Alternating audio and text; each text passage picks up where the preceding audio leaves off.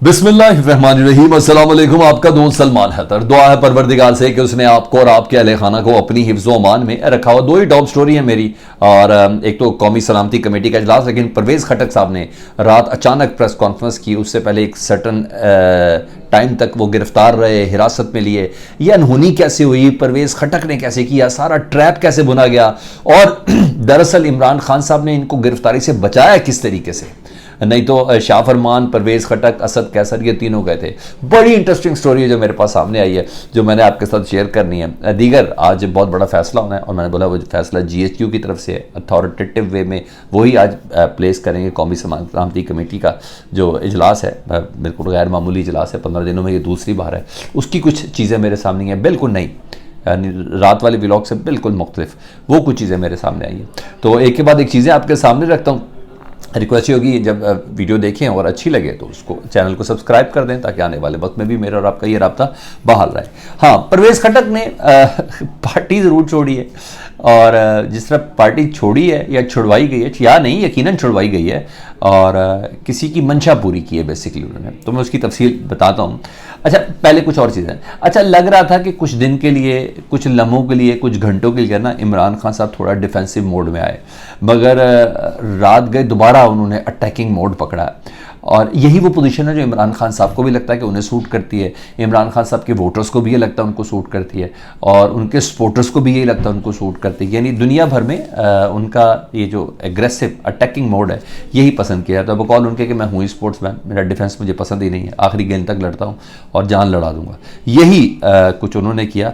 और वैसे भी उनकी सियासत में हमने कभी उनको डिफेंसिव देखा नहीं, अटैकिंग मोड में देखा। हाँ, कभी कुछ स्ट्रेटजी बनाने के लिए वो थोड़ी देर रुके हों या काम हुए हों, तो अदरवाइज़ वो अटैक पे ही रहते हैं। और जी हाँ, ये चीज़ें हैं। तो इस बार क्या हुआ है और किस बिना पर मैं कह रहा हूँ वो सुन लें जी। इस मौके पर जब पूरा मुल्क इमरान खान के ख़िलाफ़ इस्तेमाल किया जा रहा हो, जब पूरी रियासत का एक एक इदारा इमरान खान के ख़िलाफ़ इस्तेमाल किया जा रहा हो, जब हर चीज़ एक बंदे के ख़िलाफ़ हो, उस वक्त वो बंदा अटैकिंग मोड पर हो, तो इतना तो कम अज़ कम मान लें। जहाँ बहुत सी चीज़ें हैं वहाँ ये बंदा दलेर नहीं, दलेर तरीन आदमी है। ये कोई आसान काम नहीं होता। रियासती इदारों के ख़िलाफ़ खड़ा होना, हुकूमत वक्त के ख़िलाफ़ खड़ा होना, ये FIA, ये NAB, ये सब चीज़ों के सामने खड़ा होना, ऐसा नहीं। वो अटैकिंग मोड क्या है जी, मैं आपको बताता हूँ। और यकीन का आलम है ना, ये अटैकिंग मोड का एक और निशानी भी है कि ये यकीन का आलम है कि मैं हक़ पर हूँ और अल्लाह हक़ के साथ है, ये चीज़ है। अच्छा, किया क्या उन्होंने, ये सुन ले जी। सबसे पहले जी चेयरमैन NAB को उन्होंने 15 अरब रुपए के हर्जाने का नोटिस भेज दिया जी। इमरान खान साहब ने 15 अरब रुपए हर्जाने का नोटिस भेजा है, जिसमें उन्होंने लिखा है कि जिस बदनीयती की बुनियाद पर मेरे बुनियादी हकूक़ और NAB कवानीन और ज़वाबित की खिलाफ वर्जी करते हुए मुझे गिरफ़्तार किया गया 9 मई को। ठीक है जी। और इसका मुझे नुकसान हुआ, मेरी साख को नुकसान हुआ। मैं पूरी दुनिया में चैरिटी लेता हूँ, चंदा इकट्ठा करता हूँ, मेरी साख को नुकसान पहुँचा है, इसलिए गेट रेडी, 15 अरब रुपए के हर्जाने का नोटिस देते हैं। हाँ, उसके जवाब में चेयरमैन NAB ने बहरहाल उनको 7 जून को सवालनामे के साथ तलब कर लिया है, वो एक अलग बात है। तो मैंने आपको बताना है कि इस मौके पर भी वो छोड़ नहीं रहे इमरान खान साहब। दूसरा, क्योंकि मैं फिर वही कह रहा हूँ, वक्त बड़ा मैटर करता है, उस वक्त पे कौन बंदा क्या, और वो खुद भी कह रहे हैं। PDM को मशवरा दिया, PDM जमातों को, मेरा ख्याल है कि ये मशवरा बनता नहीं था जो उन्होंने दिया है, कतई नहीं बनता था, क्योंकि ये लोग खुद इस राह के कारीगर लोग हैं। उन्होंने कहा, PDM जमातों को कहता हूँ, इस्टेब्लिशमेंट को 27 साल से जानता हूँ, बंद कमरों में जब प्लान A से B बनता है तो किसी को पता नहीं चलता। आज जो हमारे साथ हो रहा है कल को इनके साथ भी होगा। मतलब खान साहब अपना तजुर्बा बता रहे जो उनके साथ हुआ है ना। मगर मैं ये कह रहा हूँ, खान साहब ये समझा कैसे रहे हैं, ये जो PDM की जमातें हैं ये पिछले 70 साल से यही तो कर रही हैं। ये इस खेल को बार बार खेला इन्होंने, ये खिलाड़ी हैं इस खेल के। ये आज पहले भी हमेशा इक़्तिदार में इसी खेल के साथ आए, और पहले बेनज़ीर को इस किरदार के ज़रिए लेके जाते थे, इस खेल के ज़रिए, फिर नवाज शरीफ को लेके जाते थे। ये सारे खेल, ये ना सारे खेलते रहे, इनको मशवरा दे के अपना वक्त ज़ाया ना करें। ये खिलाड़ी, और आपको भी इन्हीं खिलाड़ियों ने किया, तो इनको बहुत अच्छे से पता है। ये वक्ती खुशियों में अच्छा एसेट, फिर साइड पे, अच्छा एसेट फिर साइड पे, ये यूँ करते हैं, ये अपनी बारी वो खेलते रहते हैं। तो मेरा ख्याल है कि इनको ये मशवरा ना ही देते तो उस मशवरे का भी इन्होंने बड़ा मजाक उड़ाया, लेकिन बहर खान साहब अपना तजुर्बा बता रहे थे।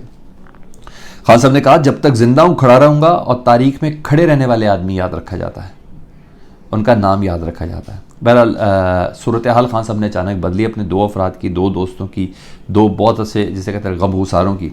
और वो क्या हुआ जी, ज़रा वो ज़रा सुन लें जी।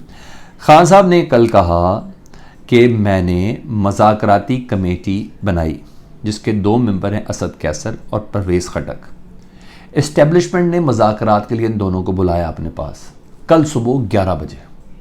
कल सुबह 11 बजे खैर जब उनको बुलाया तो उनको उधर ही सेफ हाउस में हिरासत में ले लिया या डिटेन करके रख लिया कि इमरान खान को छोड़ दो, नहीं तो आप अंदर हैं। जब इमरान खान साहब ये बात कर रहे थे उसके ठीक आधे पौने घंटे बाद ना एक प्रेस रिलीज़ आ गई इस्लामाबाद प्रेस क्लब से कि पीटीआई की 2 अहम तरीन शख्सियात वो पाकिस्तान तहरीक इंसाफ छोड़ने जा रही हैं, अहम तरीन प्रेस कॉन्फ्रेंस करने जा रही है। मेरे पास है वो जी, वो दावतनामा आया। अच्छा, इमरान खान साहब ने पहले से बता दिया कि जनाब सुबह से ये हुआ है, खान साहब को सारी इतला थी। अच्छा, पीटीआई की 2 प्रेस कॉन्फ्रेंस करेंगे, फिर एक अच्छी खासी हलचल मची जी। और देखें वो 2 लोग कौन थे, बाद में पता चला जी असद कैसर हैं और परवेज़ खटक हैं। तीसरे फरमान भी थे, शाह फरमान भी में मौजूद थे। तो बहरहाल असद कैसर साहब ने फिर परवेज़ खटक साहब ने फिर भरपूर प्रेस कॉन्फ्रेंस की जी। भरपूर कहती है 1 मिनट की प्रेस कॉन्फ्रेंस थी, फिर वो प्रेस क्लब में ने की, G64 में उन्होंने की है। और ये सारी चीज़ें थी। वो प्रेस कॉन्फ्रेंस के मुतालिक तो भी मैंने आपको बताना है वो किसकी तस्कीन हुई है और क्या हुआ है। अच्छा, वहाँ से ना सुबह 11 बजे इनको रखा गया था, फिर उनको नामालूम मकाम पर मुंतकिल किया गया। यही खबरें सारी चलती रही जी और ये सब हुआ। मीनवाइल फिर सारा दिन जो होता रहा, पहले वो तो बता दूँ जी, परवेज़ इलाही साहब जो गिरफ़्तार हुए वो तो गिरफ़्तार हुए पहली बार, हर चीज़ पहली बार ही हो रही है, पहली बार गिरफ़्तार हुए, पहली बार ताकतवर के आगे खड़े हुए और एंटी करप्शन ने गिरफ़्तार किया। एक बहुत बड़ा टारगेट था ये, आसिफ अली जरदारी की ज़ात की बहुत बड़ी तस्कीन थी जो हर हालत में करनी थी, जो उनके बेटे ने की, पंजाब के निगरान वज़ीर आला ने। और तकरीबन 8 दिन तक उनके घर का मासरा रखा गया। ठीक है, ड्राइवर के बकौल कहते हैं कि वो गिलगित बल्तिस्तान जा रहे हैं। पहले रात गए, उनका पूरा मेडिकल्स हुआ, उनको एक अदद मैट्रेस भी भेज दिया गया ताकि वो किया जाए। तो टारगेट हैज़ बीन अचीव, तो ये हो गया जी। अच्छा जी, अब मैं आ जाऊँ ज़रा परवेज़ खटक साहब के। परवेज़ खटक साहब ने 60 सेकंड की प्रेस कॉन्फ्रेंस की जिसमें उन्होंने बोला कि दोस्तों के साथ मिलकर आंदा का लायामल करूँगा और 9 मई के वाक़यात की मजम्मत करता हूँ, दबाव कोई नहीं है। और केपे की किसी जो सदारत है पीटीआई की उससे मैं सुबकदोश होता हूँ। पीटीआई नहीं छोड़ी, सिर्फ अपना ओहदा छोड़ा असद उमर की तरह।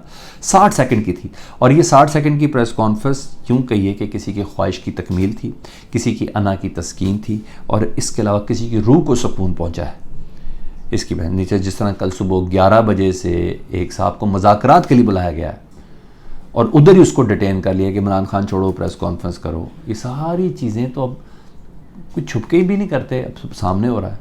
तो यही परवेज़ खटक साहब के साथ हुआ है और फिर उनकी जान। और बाकी सही क्या परवेज़ खटक ने, मैं बताता हूँ। अंदर रह के क्या कर लेना था, क्या कर लेना था अंदर रह के, बाहर रहेंगे तो कुछ करेंगे, मुझे ऐसा लगता है। ये बिल्कुल उन्होंने सही किया, एक प्रेस कॉन्फ्रेंस है, इससे क्या होता है, पार्टी छोड़ी और तो उन्होंने कुछ नहीं कहा, पार्टी नहीं छोड़ी, ओहदा छोड़ा। तो ये पूरी किसी की ज़ात को तस्कीन मिली, सुकून मिला, इत्मीनान मिला कि हमने इमरान खान की बहुत बड़ी विकेट तोड़ दी है। मगर ऐसे तोड़ी जाती है यार, इतने बॉन्डे तरीके से, कोई प्योरिटी और कोई नफासत ही ले आएँ तो ज़्यादा मुझे ऐसा लगता है कि ये ज़्यादा बेहतर होगा।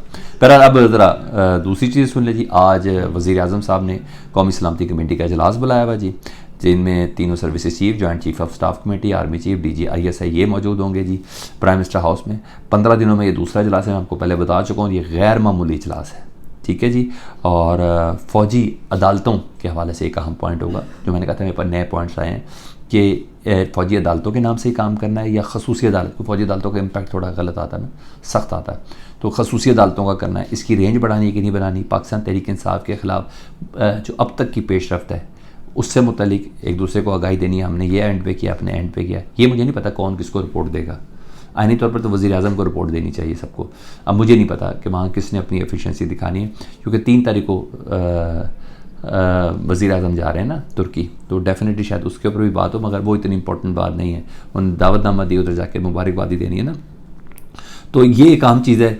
और फ़ौजी अदालतों के हवाले से देखते हैं इमरान खान साहब के मज़ीद शिकंजा कैसे तंग होता है। तो ये बेसिकली फैसले इस्टेब्लिशमेंट ने करने हैं, और क्योंकि 9 मई के बाद एक हुआ था, और उसके बाद जो पीटीआई के साथ हुआ, उनकी पार्टी के साथ क्या हुआ, उनके रहनुमाओं के साथ क्या हुआ, वो सब मैंने और आपने, हम सब ने देखा, ये प्रेस कॉन्फ्रेंसेस की शक्ल में भी देख रहे हैं। तो कल ये डिसाइड करें कौमी सलामती कमेटी। वैसे तो ये कहा ना, मुल्की दाखिली और बैरूनी चैलेंजेस के हवाले से बात करनी, तो लेट्स सी, ज़रा देखते हैं कि इस बार क्या होता है। तो GHQ का सरप्राइज़ होगा। जी हाँ, बाकी अब वो साफ़ सूफ तो करना कोई प्रॉब्लम है नहीं मेरा ख्याल। फीडबैक से मुतल्लिक़ ज़रूर आगे कीजिएगा। अपना बहुत ख्याल रखें। अल्लाहुम्मा सल्ली अला मुहम्मद व आले मुहम्मद।